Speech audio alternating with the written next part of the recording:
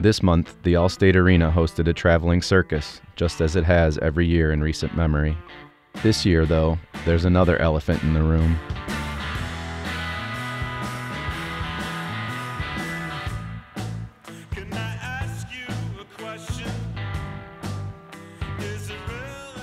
The American Hockey League may be the only benefactor in the disagreement between the NHL and its players. For guys like Andrew Ebbett and Steve Pinizzato, it's a chance to get back to the game after injuries, apart from the pressure cooker environment that is the National Hockey League.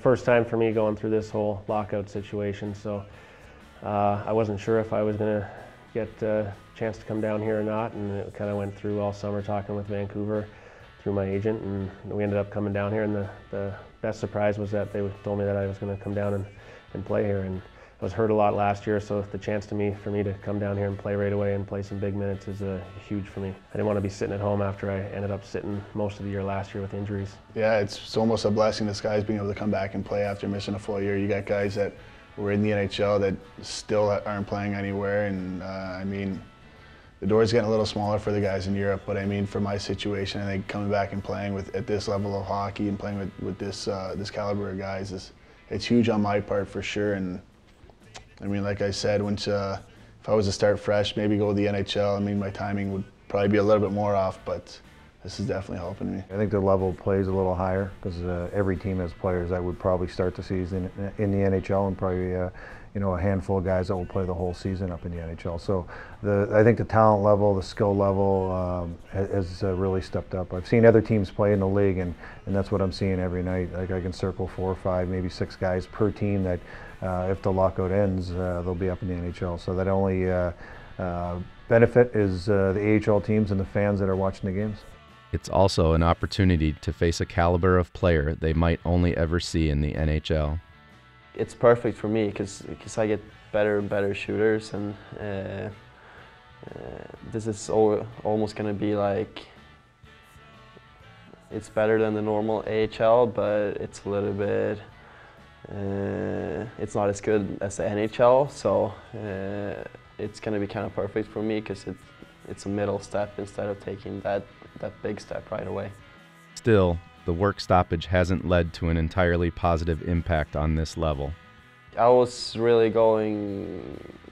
thinking about going to camp and fight for a spot up in Vancouver. That was my thought going into this year, and right now it changed a little bit. Something needs to be done in the next 2 or 3 weeks, or we're going to be sitting here like we were 7-8 years ago with no NHL season, and I think it's really kind of a shame for the fans and the amount of kind of the build-up that the NHL had last year with the marketing they did and the way the season went, and especially with the Southern California team winning the Stanley Cup and kind of building everything in the Southern United States again, and to be not playing, and it's not helping this game. It's not fair to the fans, and it's not fair to either side. It's a difficult situation. The one thing they all missed out on, after training so hard, after working, putting the time in all summer long, they missed the opportunity to compete for a job this year. And some guys that maybe weren't on the radar, that may not go up right away if the lockout was to be over.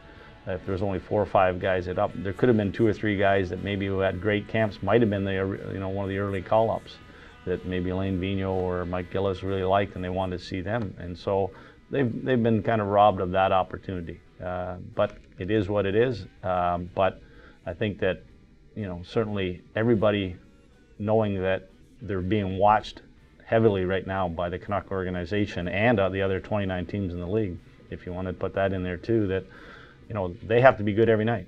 The people are watching and evaluating, and whether you're being projected to play for the Canucks a month from now, whether it's in the second half of the season, or whether they are looking at you to maybe fill a hole next year because of roster issues or contract issues, they may have guys that they look at, this guy may be ready to play for us next season, and that's kind of what you want everybody to be motivated by.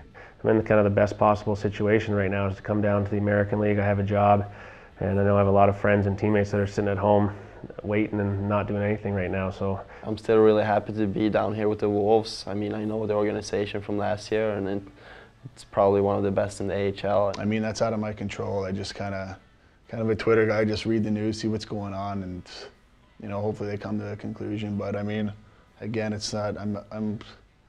My word's not really too much right now, so I kind of just play, and if it happens, it happens.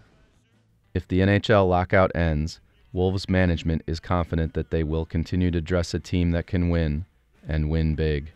The one reason we have, 27 players around here is that, you're always conscious of that may happen. The thing that I'm most proud of is that we didn't just stay with one lineup. We've used everybody. Everybody's had a chance to play.